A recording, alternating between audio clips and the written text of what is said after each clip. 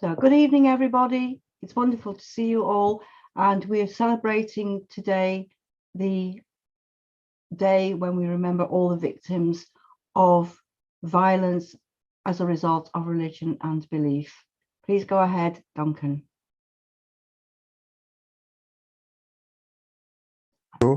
And as we celebrate or remember the International Day in which we commemorate victims of the acts of violence based on religion and belief, I would like to start off with a little meditative text based on passages from the Bible.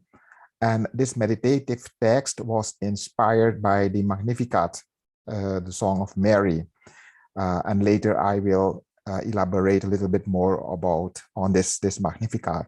So the text starts as follows. It is a text written by Gerard van Midden, the Dutch author, from his book, The Jukebox of My Soul. So here's the text, inspired by the Magnificat. Look at them, those brutal rulers of this world, how they kneel before me, oh, so pious. Their lips mumble hushed words, but I cannot hear what they say. What do those rulers who have thousands of debts on their consciences think when they see me?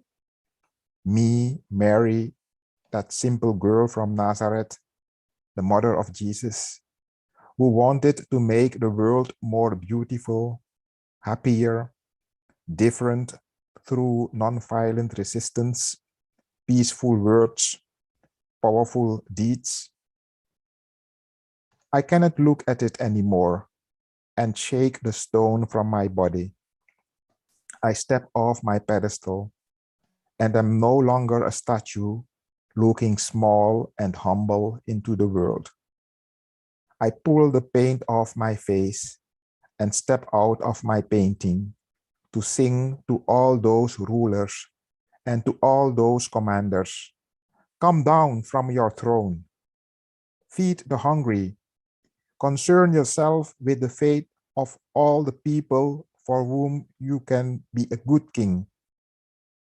You may kneel, but for people that you think are worth nothing, so that they become greater, more powerful, truly human. Because for these people, my son has come as a humble king who has an eye for the little ones and washed their feet. A dream? No, a living protest song that everyone in the world is waiting for.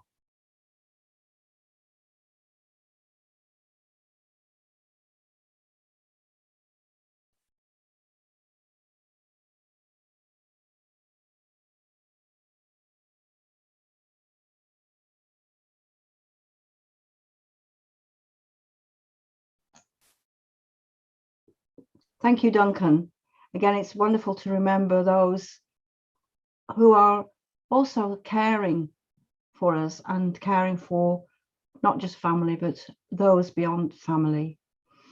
I'd like to continue now with a presentation and looking at some of the instruments we have to use as a kind of benchmark in helping us to understand what it really means, what it means to victims of violence based on religion and belief. And of course, religion and belief also includes lifestyle. And as we know, today, there are so many different people, different ways of living. And as the world gets smaller in the sense of being connected, of course, we realize how diverse our world is. But sometimes not everybody appreciates how diverse we are. What I'd like to do today is to share with you, I'm just going to move some of those things. I'd like to share with you some work I've been doing on the Istanbul Convention. Let me just go to slideshow. So can everybody see? Excellent, excellent. You can see here, I'm speaking today as a URI global trustee. I'm a global trustee for the multi-region, and the multi-region, as it probably says, is also covering all continents, from Eurasia to the Americas, and also Europe and Africa. So where do we start? Where do we start? Well, the Istanbul Convention was something which was introduced 10 years ago. Its full title is the Council of Europe Convention on Preventing and Combating Violence Against Women and Domestic Violence. It was called or coined the Istanbul Convention because it was signed in May 2011 in Istanbul. So adopted on the 11th of May 2011 and has been effective since the 1st of August 2014 upon 10 ratifications, including 8 by the Council of Europe member states. Here you can see which countries have signed and ratified. That's the green countries. The countries which have only signed, those countries which have not signed, and last, unfortunately, the purple country, which is Turkey, who denounced, in other words, they stepped out of the Istanbul Convention on the 1st of July 2021.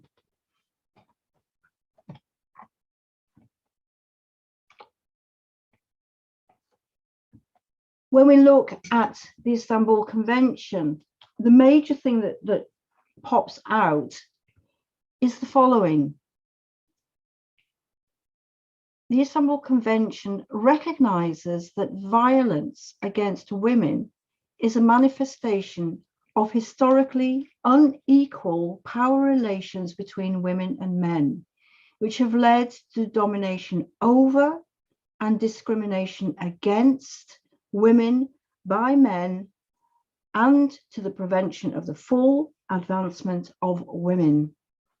It's quite a lot when you think about it. The convention itself contains 81 articles separated into 12 chapters. Its structure follows the structure of the Council of Europe's most recent conventions. The structure of the instrument is based on the 4 Ps: prevention, protection and support of victims, prosecution, and integrated policies. Each area foresees a series of specific measures. The convention also establishes obligations in relation to the collection of data and supporting research in the field of violence against women. The preamble recalls the European Convention on Human Rights, European Social Charter, and the Convention on Action Against Trafficking in Human Beings, as well as the international human rights treaties by the United Nations and Rome Statute of the International Criminal Court. In Article 2, this convention indicates that the provisions shall apply in time of peace and also in situations of armed conflicts, in violence against women and domestic violence. Article 3 defines key terms.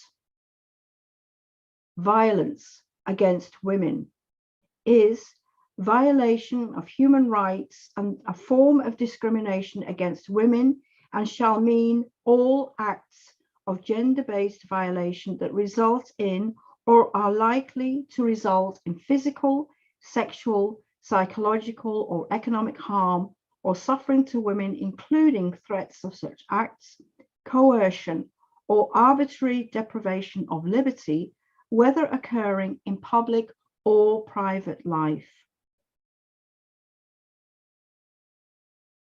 Domestic violence.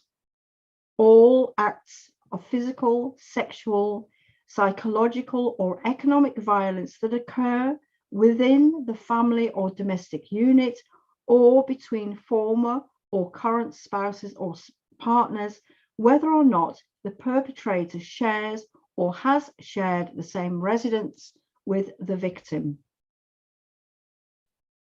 Gender means the socially constructed roles, behaviors, activities, and attributes that a given society considers appropriate for women and men.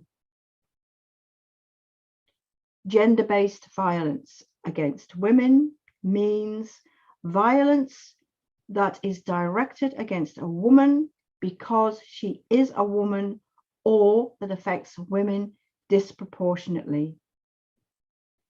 Article 4 prohibits several types of discrimination, stating the implementation of the provisions of this convention by the parties, in particular, measures to protect the rights of victims, shall be secured without discrimination on any ground such as sex, gender, race, color, language, political or other opinion, national or social origin, association with a national minority, property, birth, sexual orientation, gender identity, age, state of health, disability, marital status, migrant or refugee status, or other status.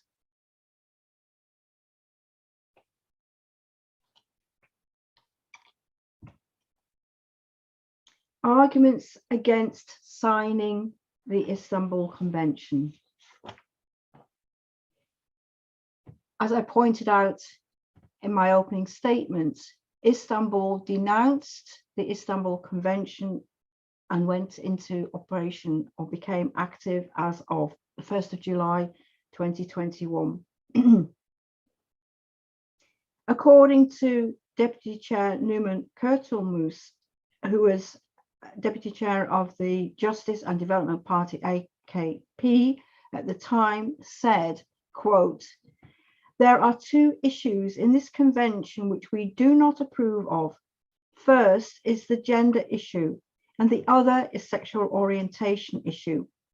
There are also other issues, but these two have been the concepts which have played into the hands of LGBT and marginal elements. They have taken refuge behind these concepts." This was used as the argument for Turkey to withdraw from the convention. This highlights the common misconceptions about the convention, which some member states use as an argument for not ratifying it or how to counter them. Arba Kokalare wrote an extensive article dealing with these misconceptions and offered an argument or a counter argument. First of all, she said there were about 5, again, common misconceptions. Number 1, the convention supports a destructive gender ideology. Untrue. The treaty does not force any gender ideology on the states. The text just separates the terms sex and gender. Gender refers to how social structures can lead to a lack of respect for women's rights, resulting in increased violence, thus serving as an interpretation tool. Regardless, it does not force the countries to adopt that position, nor does it replace any biological definition. 2,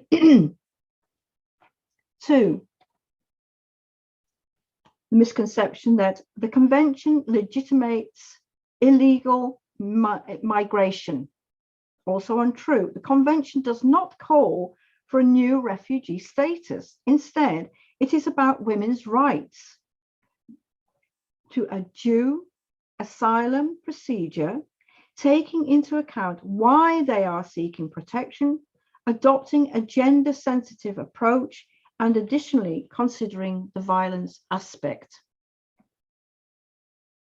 Number 3, some countries claim that they already have sufficient legislation and that there is no need to join the convention. That is not a fair reason to not ratify or implement it. The convention covers the elimination of all types of violence, and no country is free from violence against women. It is also primarily a complementary legal document, bringing a specific added value in this area compared to previous international texts. Number 4, the Istanbul Convention legally forces countries to introduce a third gender. No, the Convention does not oblige states to recognize a third sex under domestic law. The term third sex does not even appear in the text. Finally, 5, the Istanbul Convention threatens the nuclear family and traditional family values. This is not true. The Convention does not stipulate any such views, and ratification does not lead to forcing men or women into a certain lifestyle. It merely stipulates that women who are subjected to domestic violence have the right to receive protection and the support they need to leave a violent relationship. In a press release in November 2018, the Council of Europe stated, quote, despite its clearly stated aims, several religious and ultra-conservative groups have been spreading false narratives about the Istanbul Convention. End of quote. The release stated that the convention does not seek to impose a certain lifestyle or interfere with personal organization of private life. Instead, it seeks only to prevent violence against women and domestic violence. The release stated that, quote, the convention is certainly not about ending sexual differences between women and men. Nowhere does the convention ever imply that women and men are or should be the same, and that the convention does not seek to regulate family life and or family structures. It neither contains a definition of family, nor does it promote a particular type of family setting. According to the newspaper Balkan Insight, I'll give all the references later, by the way. According to the Balkan Insight, criticism of the convention was strongest in Central and Eastern Europe, and mainly by the far right and national conservatives, and has little foundation in its actual content. Quote, using disinformation, populist rhetoric, and appeals to Christian and Islamic morality, critics have managed to reframe what is essentially a set of guidelines that creates a comprehensive legal framework and approach to combat violence against women into a sinister attempt by Western Europeans to foist their overly liberal policies on reluctant societies further east. Again, it sounds almost as if it's a Western European conspiracy. Inspired by The Handmaid's Tale, just a moment, which I'm sure a lot of you will recognize. Inspired by The Handmaid's Tale, protesters taking part in a rally against Polish, this was in Poland, in Warsaw, I think, about the Polish government's plans to withdraw from the Istanbul Convention on Prevention and Combating of Home Violence. So this was in Warsaw, I think it was 2019. And this was also an attempt, again, they were using arguments like it's attacking our family values, especially Christian values, because of course Poland is a very Christian country. But you can see here again, the protesters were also pointing out that sexual or domestic violence is not just about religion or moral family values, but is also about fundamental rights. So Poland used this last argument of threatening traditional values. But as we've seen, it cannot be taken as a justification for acts of violence against women. Now, in Poland, Poland has not continued with the process of withdrawing, but never say never. The moment there's many process of anti-abortion laws which are in place, and they're very, very strict in Poland. So the whole conversation has certainly not ended in Poland. As we notice, the word gender does not replace women and men, nor does the convention promote any gender ideology. The word gender is used in the convention to emphasize that women are more likely to experience violence because they are women. Nothing more, nothing less. Recognition of same-sex marriages is not in the convention. The convention does not affect national civil law rules on marriage in any ways. So, of course, any country which does not allow same-sex marriage are not affected by the convention. There was an article by Laurence Gierke, quote, Poland's ruling Conservative Law and Justice Party has taken exception to the Istanbul Convention, claiming it threatens religion and family values with its view on gender, which the treaty describes as socially constructed. As I pointed out, the Istanbul Convention was first in place in May 2011. So this year there was the 10 years celebrations. So how far have we come since 2011? How many more countries have ratified and signed? The European Union finally did sign and ratify. The European Union, of course, is not the Council of Europe. The Council of Europe is much broader. But it took a while for the European Union, again, because of, you know, the diversity within the European Union. In Berlin, there was on the 11th of May 2021, so this year, there was a conference organized by the Gender Equality Division and the Violence Against Women Division of the Council of Europe, quite a mouthful, but that was in partnership with the German Federal Ministry for Family Affairs, Senior Citizens, Women and Youth in the framework of the German presidency of the Committee of Ministers of the Council of Europe. Again, you've got the difference between the Council of Europe and the European Union. I've included the link to the YouTube recording of this conference. It's about 5 hours, but it's absolutely brilliant. It's just amazing to hear the stories of women who have suffered from domestic violence, how they've been able to engage in lobbying, but it really was a very, very interesting conference. From the Dutch government, quote, the Istanbul Convention has already had a positive impact on women's lives across Europe, calling on governments to prevent violence against women, to protect and help victims, and to punish perpetrators. In a comprehensive effort to end such violence means restoring the dignity of women who have become victims of violence. The European Convention on Human Rights attaches paramount importance to this value. The Istanbul Convention plays an important role in making a change for women and girls for a better future for all.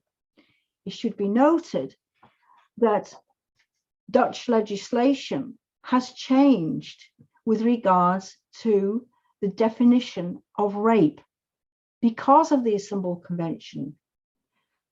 And this is how we can see that the Istanbul Convention provides for us a benchmark. If we familiarize ourselves with what the convention is about and listen to the arguments being used for not applying it or signing it, then we are there. We have the arguments, we have the tools to be able to help when we realize that women are having campaigns, actions. And I was specifically thinking recently of what has been called or termed femicide. Femicide. This is referring to the untold murders of women in domestic situations. But because now Turkey has pulled out of the convention, these women have absolutely no recourse whatsoever. Because basically, what Turkey has done is saying femicide, domestic violence, that's something between a husband or a spouse and the woman. So withdraws its responsibility. And of course, now what we're seeing is that femicide is the order of the day. And I would urge everyone to really look, and I'm looking, especially from URI, to see how we can help and support our sisters and brothers, because young children are involved here, people who are coming out of the closet, homosexuals, gays, everyone, but anyone who has a different lifestyle. So it's not just women, but everybody who has a different lifestyle and are being punished, are being punished because they believe in something other than what is the order of the day. Very recently, I don't have to really mention it, but I will. We've seen now how the Taliban are saying that they will treat women equally, that they will have jobs offered to them, and that they will have a leading role in life, social life, etc., etc. But they will also have to comply with Sharia law. Nobody actually knows at the moment what they actually mean. On some of the journals, on the news journals, reporters have actually said or asked, what is the definition? What do you mean by Sharia? What are the consequences?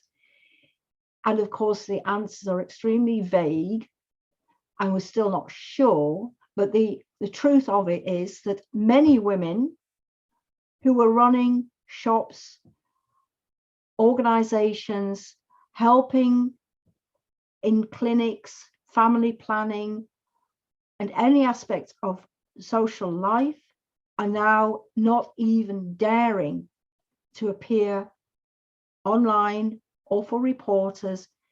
They're absolutely scared, and there are only a couple of people who are willing to actually speak with the reporters. So we have no idea what is really going to happen now in Afghanistan. But it's the same, as I say, in Turkey. It is so difficult, and we have to be so vigilant. One of the things that we can do, of course, is spiritual resilience. We can offer our prayers. The very fact that we're thinking about and sending energy, of course, is extremely important. And which is why, you know, from a religious point of view, I think we should remember, well, many people in our prayers every day, but specifically I would ask people to think specifically about our sisters and brothers in Turkey and now in Afghanistan. And if any of you have any ideas of how we, URI, or any of us can help, then definitely get in touch. I think this is why it's so important that we are, as a community, able to connect, and we have the channels, we have the means, but we also have to be discreet, because one of the worst things that can happen, and some of us are in our enthusiasm actually expose expose the victims.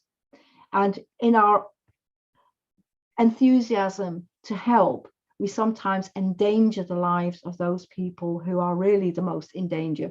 So it's a bit tricky. I always say it's very difficult. How can we help? But hopefully in the next session, we will be able to share how we can actually help and share our stories, but also offer some ways of how we can actually support people in this very, very dire situation. Here are the links. I will post them on the various Facebook groups, or I can send them by email if you want to get in touch with me. My most used email address is morgana@paganfederation.org. I'll put that in the chat when I've stopped presenting. But I would recommend looking at some of the specifically the PDF, which is in English, about what the Istanbul Convention is. It lists all the articles very, very clearly. And there are also other conventions. There is the one from 1979. I've forgotten the CEDAW.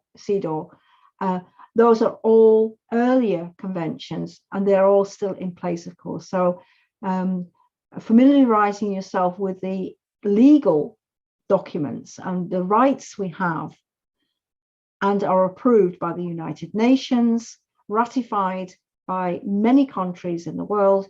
These conventions are so important because they give us again the framework and the arguments that we can put forward.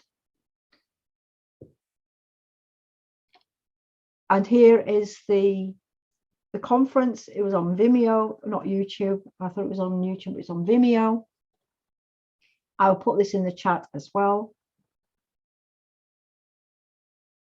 And this was a shot of Franziska Giffey, who was speaking at that very long convention.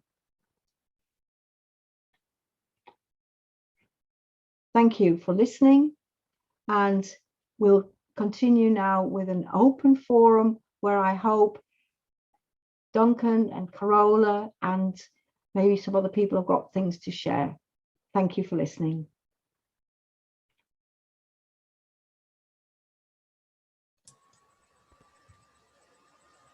Actually, are there any questions? I mean, there's always the danger, but I think the questions will come later. But yes, Duncan, you had a question.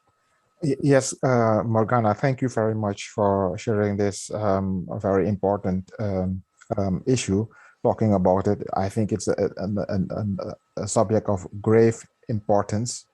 At the beginning of your presentation, you shared a photo with us where a lot of women were on the forefront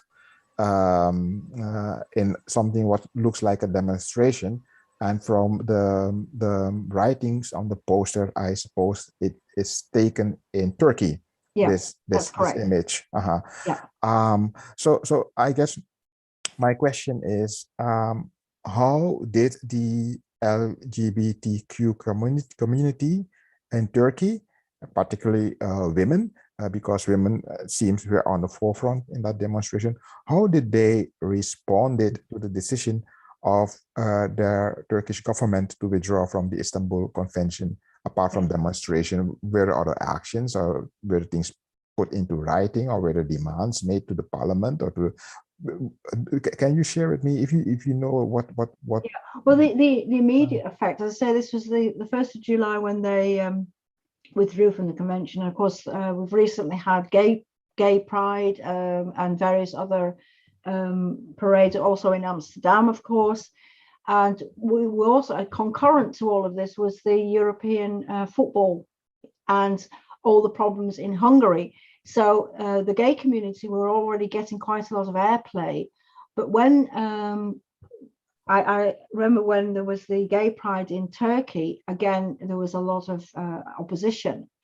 And of course, people are still trying as much, but of course, the major thing is that they're literally having to become less visible. And this is, one of the things about the Gay Parade was to actually sort of let people know and talk. And the same happened in Poland. It gets twisted as if so the Hungarians wanted this law that prevented anything about homosexuality being taught in schools, saying that we're protecting family values. And this is the problem, because when a government says this, they're protecting family values, then people respond and think, oh yes, the government know what they're talking about, but they don't kind of understand that part of the idea of growing up is to understand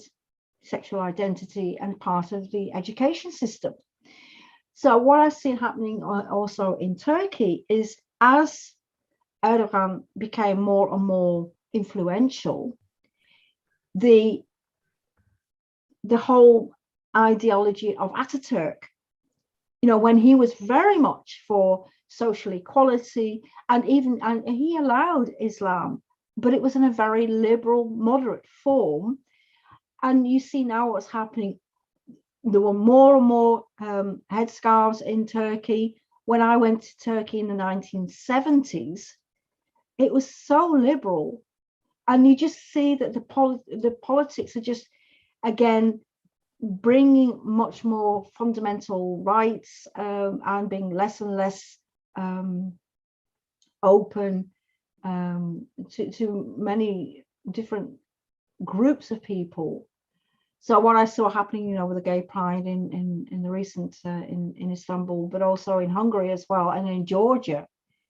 Remember, in Georgia, there were people jumping on the balconies, burning the rainbow flags, and saying homosexuality doesn't even exist here. It's like, what? So it's having it's all over. So I think Turkey is just continuing what they were already doing in the first place. It's just to really prevent people, and especially women, practicing, being who they want to be. So taking away their liberties. Morgana, isn't it, you made a point about it being this right-wing politics, and it is, because it's matching up with what's happening in America in certain states as well, with these fundamental Christians, that they weaponize religion to as a form of intolerance. So they're really fundamental, and if you're like this, then you're, because in reality in school, it's not that you're promoting it, you're explaining it to children. I've seen it in the Netherlands with my own grandchildren, that there were children who were transitioning, that there were children who had two same-sex parents. These things come up. Yeah. You have to be able to talk about them and explain them, and it has to be open. You can't ostracize children and their families because they don't conform. Yeah. Again, it's a way of, but again, you saw how the Turkish were, and also the Polish, and you get the kind of the sort of Eastern European, and that makes it really horrible, because it's still, Poland is actually Central Europe, but using as if it's a Western conspiracy, with our liberal attitudes. And of course the Netherlands as being the forefront of not just gay rights with same-sex marriage, but and euthanasia and many other things. It always seems as if we in the Netherlands are barbaric and will allow anything. And well, we actually say we're trying to be civil, we're trying to be inclusive and to make sure that everyone has a voice. But and so I say it's this disinformation. But again, we've seen in the Netherlands how difficult it is when people feel marginalized, and we've seen it like now with the vaccine, the vaxxers and all the rest of it, and it's so difficult. But I agree, Carola, all we can do is educate, educate, educate, and not be afraid. Yeah. This is the other point, that if you are in the country where the education is not possible, and you have the, you fear for your life, if you talk about it as a teacher, or heaven forbid, if you are gay and you discover to be a gay teacher, you're going to lose your job. Yeah. And unfortunately, even as I was saying, that some people say, we've got enough legislation, but even in the Netherlands, of course, we know there are instances of gay bashing and again, the marginalized groups, but young Muslim girls who are now having lots of problems.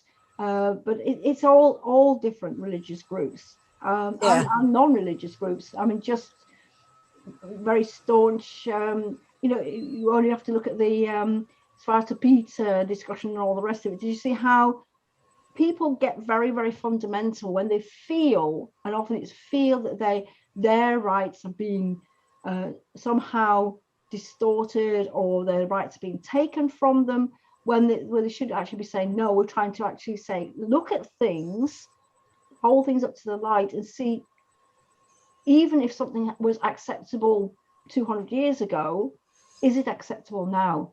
And the point is, the discussion is even thwarted.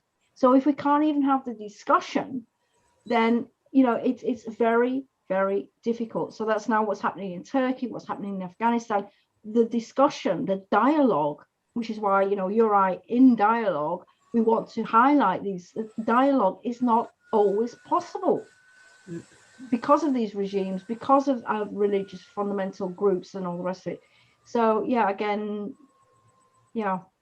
But isn't that the whole point of democracy, that you remain in discussion, that you remain, you try and work things out with all the various groups? It's very easy if it's A or B, but it isn't. There's a complex situation, is complex because there are many different viewpoints, and in a democracy you have to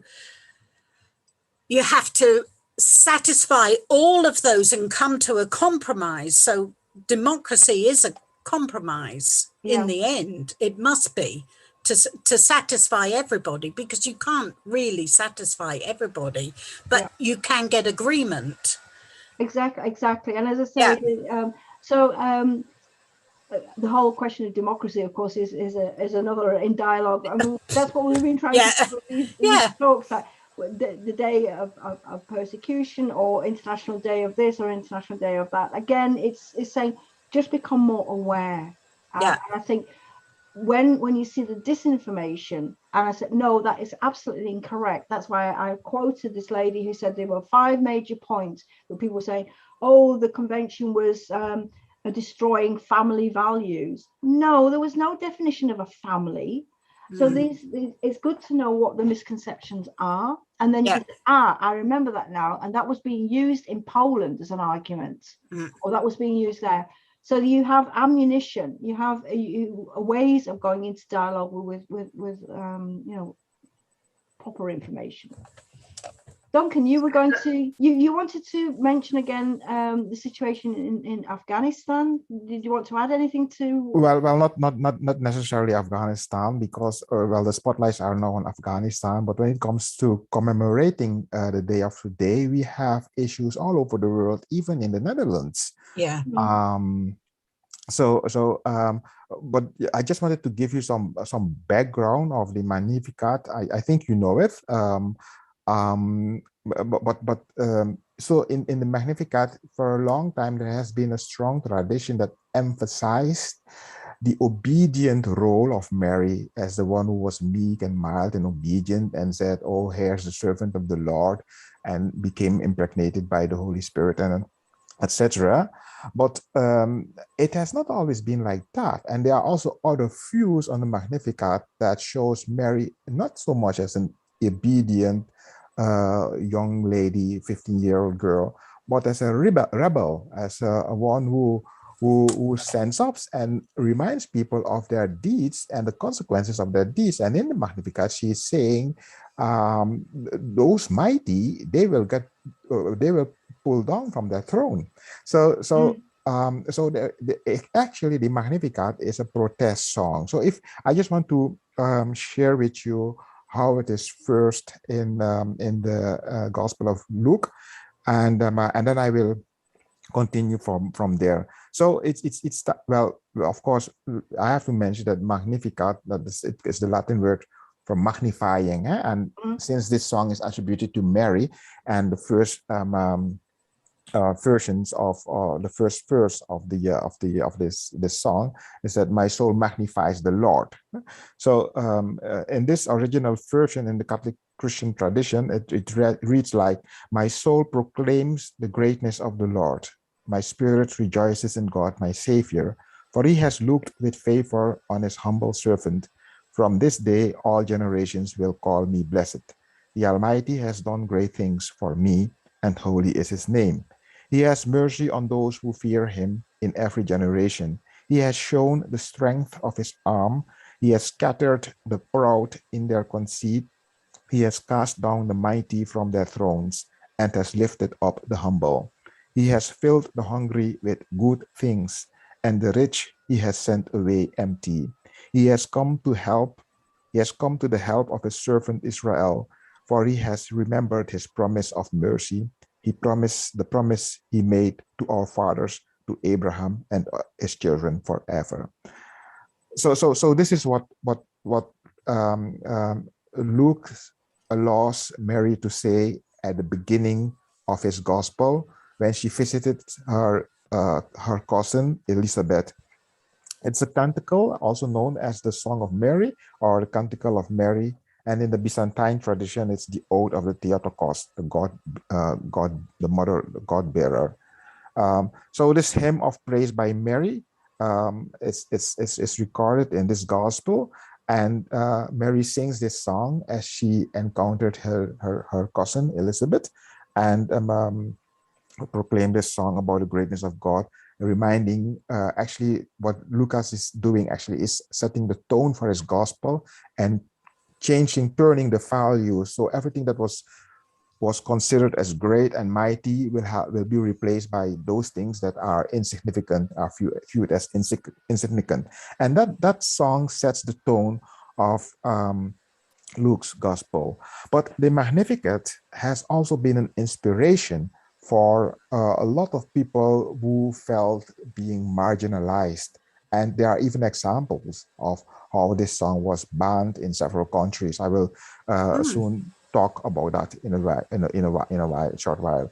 So for centuries, Mary has been portrayed as a meek and obedient young girl who availed herself to give birth to Jesus. But careful reading of the Magnificat reveals Mary more like a rebel, intent on reorienting unjust systems.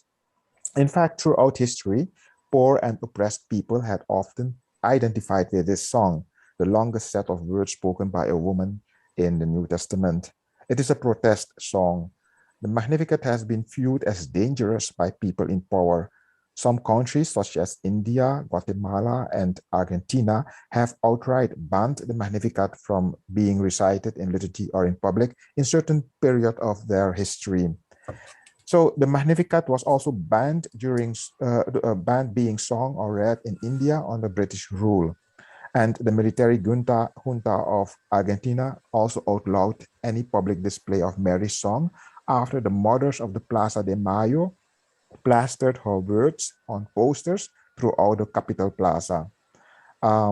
So these mothers were protesting because their sons, their husbands, their fathers were being taken away, and they were disappeared. And these mothers were very courageous to protest against that. Yeah, and then they were using the Magnificat as an inspiration to remember the dictators of that times. You will be pulled down from your throne one day. You have to be accountable to the people. So it says how this song is very revolutionary and it's very powerful. Even in the 1980s, it was also banned in Guatemala, where you had military in power at that time. And one of the most famous martyrs of South America. Oscar Romero was a bishop, is a martyr. He drew a comparison between Mary and the poor and powerless people in his community. But even Dietrich Bonhoeffer, a German pastor and theologian who was executed by the Nazis, called the Magnificat the most passionate, the wildest, one might even say the most revolutionary hymn ever sung. So revolutionaries, poor and the oppressed all loved Mary, and they emphasized her glorious song. But the Magnificat has been viewed very often as dangerous by people in power because they felt threatened of what is being sang in what is being proclaimed in this song. Now, commenting on the Magnificat, one artist even said the following about Mary. Excuse me, and I quote: "She is a young woman singing a song about toppling rulers from their thrones. She is a radical who exists within the confines of institutionalized religion." Okay, end of quote. Now, what does this song tell us about people being oppressed because of their religion or their beliefs, or even because of their way of life, as Morgana, you rightfully pointed out, because when we commemorate this day, it's not only about people who are suffering because of their religious views, but all kind of peoples who have different ideas or who are, because of their physical condition or their human condition, are put in the margin of society. And I would also like to relate this song not only to people of a particular religion, but also to all victims of domestic and institutionalized violence. And I think of women and men, as you also mentioned, Morgana. There are also men who suffer from their spouses, but most of the victims, as we know, are women. They suffer, but that is not to negate the fact that there are some men who also suffer from their spouses. But I also think of battered children, those who are bullied by their peers or by adults. I think of children in government-run or government-funded institutions who are robbed from their youth. And we in the Netherlands, we know that the jeugdzorg has a lot of problem, and a lot of children in jeugdzorg, a lot of youth are being victimized, are being robbed from their youth. They don't have the capacity to learn the basic skills how to survive in society. So there's a lot of problems in our jeugdzorg.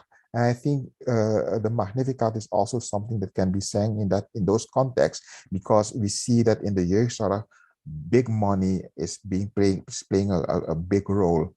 We have all these companies come together and they usurp small institutions and become bigger and bigger, and then the big money becomes the important criteria, and that is to the expense of the young people. But I also think of children, of course, children who are sexually abused by people who have power over them, and we have these stories in sports. What is happening in sports, in daycare centers, but also in homes, in schools. So there are so many instances that we should think of when listening to the Magnificat, to remind us that how vulnerable people can be in the hands of those who have power over them. So I think reflecting on this song cannot leave us indifferent to all those who are trampled upon by people in power. It's a song that reminds us that we cannot abide by the status quo, and we have to be critical, we have to be vigilant, and we have to show empathy for those who suffer on the hands of those who are in power. So these are just a short reflection I wanted to share with you on the significance of the Magnificat in our contemporary times, in our own societies, and in our own surroundings. Thank you. Thank you, Duncan. Just noticed that we have a very special guest. You missed the presentation, by the way, but Kieran has joined us. I was actually asking her as well, how what is our role? Actually, what is our role as URI? You know, and should we be political in URI? Because the moment we start demonstrating or you know, acting on behalf of women's rights, human rights, are we actually being political? And for me, it's always been a big question: how political should we be in URI? Kieran, what are your view on this? Do you think we should be political or apolitical, or what are your views on this?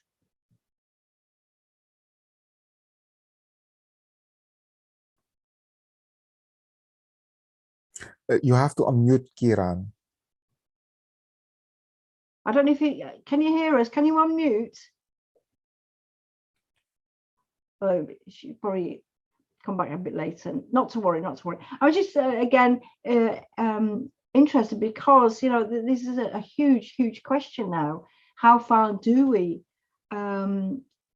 mingle or get involved with local politics, especially now in Iran and Afghanistan? How far do we actually get involved, or should we not get involved, or just anyway? What do you think, Petra? Do you think we should get politically involved? I mean, from PFI, I don't mind, because that's what we're there for. We're an activist organisation. I think it's kind of impossible not to get involved. Like, if you are part of a spiritual community, I don't think it's possible to just kind of stand back and not have well, an opinion. Anyone can have an opinion, but to not do anything about it. I mean, that's just me. I don't know. I'm not part of URI or anything, but for me, that's just yeah. It would be weird as a because you have a set of beliefs, whatever they are, and then to not get involved when there's like injustices or anything like that in the world. That, for me, that would be very weird. Yeah. Well, exactly. As I say, it's of course, being involved can take the form of again, if we're in education, but take these opportunities to give like webinars and what have you. But again, not to be afraid to speak out. I think this is the crucial thing, not to be afraid to speak out, because so often we are the voice of those who have no voice, or because of oppression. So I think on the one hand, it is difficult to stay clear of politics, but I always try and put it in a bigger context of, you know, whether it's ecology, especially when we're talking about ecology and environmental issues. Again, it's my commitment as a pagan, as a human being, to protect the earth, you know, my reverence for earth. But that also involves a reverence for people and the dignity. And that's why, you know, I'm very passionate about what we call people of the earth, the indigenous people, and what's going on now in Brazil, for example. Which brings me to a very nice point where on the 25th of August, in The Hague, next to the Peace Palace, there's going to be a demonstration about the Brazilian government are going to be signing legislation which will take away the rights of indigenous people.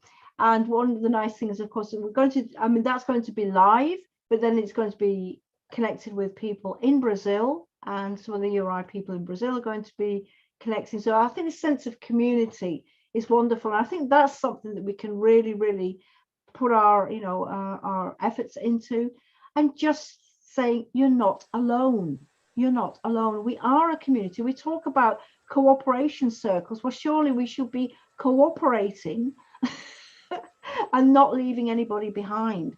And that may mean really, you know, putting ourselves perhaps in danger or getting sleepless nights. But I think it's really important. Yes, Carola. I have a very nice poem that I found that actually fits in very nicely with this. So okay, it's called Work, an Ode for the Human. It's a micropoem, and a micropoem was done in a choral form. So you said a line and then the audience said the same line in response. and it was devised by Chicago writers during the Occupy movement of 2011. But I can just read it as normal as well. It's by Jennifer Carmen. One has to have a reason for living, a guiding philosophy, a purpose, a goal. The best way to communicate an idea is to act it out. No work, no eat. I want to have something to say about my own destiny, something I care about, something of value, something important. I thought that was a very nice thing that fitted in with this. Absolutely, yeah. I was just reminded today, actually, Carola. You remember Aminette? She recommended the poems of John O'Donoghue, and she was posting a couple on the. We have the URI Environmental Network, because I'm very much part of this. The living environment is very important. So some of these poets coming from the pandemic are absolutely brilliant, because it's really this sense of community, and again supporting each other, which is really, really nice. Thank you. Yeah. I was just we're getting toward, well, we're actually at the end of our hour. We're going to go on much longer than an hour. What I can do is we can round it up now with a prayer, or I was just saying to Petra, we were in another meeting about 2 hours ago, and of course today is full moon. Full moon is the harvest moon. It's the harvest moon, and I feel like baying to the moon. Oh, yeah, well, exactly. Our Lady of the Moon, Our Lady of the Moon. You know, and it's again, you know, Our Lady of the Moon. You know, watching over all, you know, all creatures of the earth, including the animals, but also the people who pollute the earth. But you know, we are merciful in the sense that we will let you still partake, and we will forgive you, because we're very, very forgiving religion and all the rest of it. Now, just joking. No, we're fighters, we're activists. So but it's again, it's this compassion. It's this compassion which I found is so important. And what I was saying today, again, we were talking with people from India, and they were talking about persecution again in the name of religion.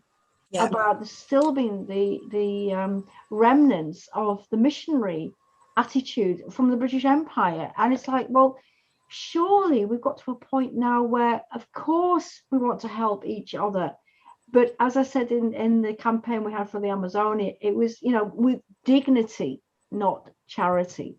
And I don't think it's so difficult for us to say, how would you like to be treated? Yeah. You know, I always ask myself, do I want to be treated like that with just a handout and then, you know, no, I wanted to be treated with dignity. And I think that's still so important when we're talking about in dialogue, whether we agree with people, their ideologies or not, I still think we need to treat each other with respect, yeah, and with dignity. So that was what I was saying today with the full moon. But of course, if we don't treat the earth with dignity, then the waters are polluted. There's no water to drink. The air is polluted. There's no air to breathe. And whether we like it or not, we're not going to survive. So yeah. Dignity or not, if we don't treat the earth with respect, then there is no earth to sustain us. Yeah. Yeah. And we really have to emphasize treating each other with dignity, because you see that more and more since the beginning of COVID. There seems to be, as the pressure grows, there's certain peoples who can't take that pressure, and who are becoming, they're becoming aggressive, they're becoming belligerent, they're not respecting what we all living by. So we have to really bring back that respect and dignity for each other. Absolutely. Yeah. So Duncan, did you want to finish our meeting with again a spiritual note? Well, I can, but I also heard you were saying that you had something about the moon. And I would also very much like to hear about what you wanted to share. So perhaps I can start off with the words that have been spoken today. So important, very, very important. And these words shed lights, and I hope they shed lights on our paths and on the way we move forward. And that we can also be part of that light. We can be embedded in that light and share that light with people we meet on our daily base. So handing out this light to all of you, and to you, especially Morgana, who brought us together, and inviting you to make the closing remarks. Thank you. Thank you. So today we celebrate the full moon, and we call this one the harvest moon. And we take the opportunity to not only recognize the bountifulness of our harvest, but also those sacred gifts. But having said that, we also acknowledge that we can't do this alone. We can't do this alone. So what we often do at our full moon rituals is also to ask the gods, the goddesses, the nature spirits, the creative force to help us and to bless us. So I'd like to end by blessing all of us, and especially those people who have suffered violence at the hand of oppressors, and hope and pray that the Great Mother will be with them as well. So what I'd like to do is, everybody close your eyes and imagine standing at the edge of a great spiral. And as you walk through the spiral, glance to the east, to the south, to the west, to the north. Listen to the spirits of the wind, bringing messages.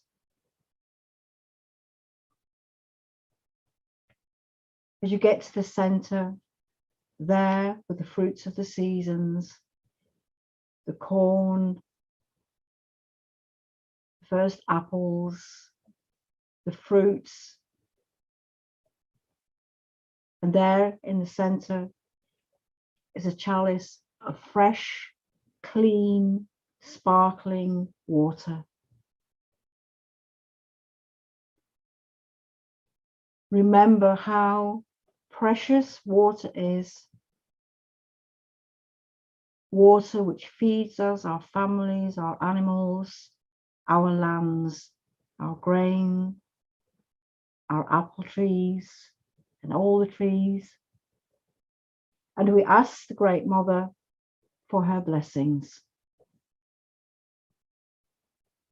O mighty Mother of us all, Mother of all fruitfulness, giver of fruit and grain, flocks and herds and children, that we be mighty, and by thy rosy love descend, we ask of you, into this our sacred circle, and to bless us and take care of us and protect us from all adversity, for all those things which endanger us.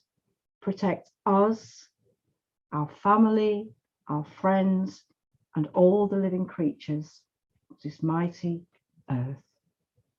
Blessed be. Thank you.